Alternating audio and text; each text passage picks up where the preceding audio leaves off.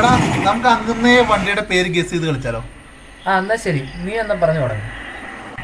Tata Tiago. Carrots.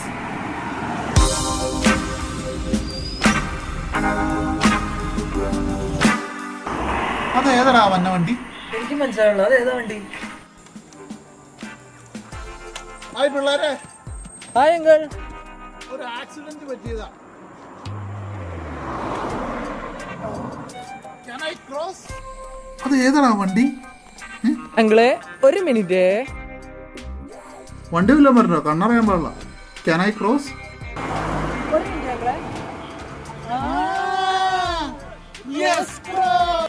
Okay മക്കളെ. അയ്യോ, no cross.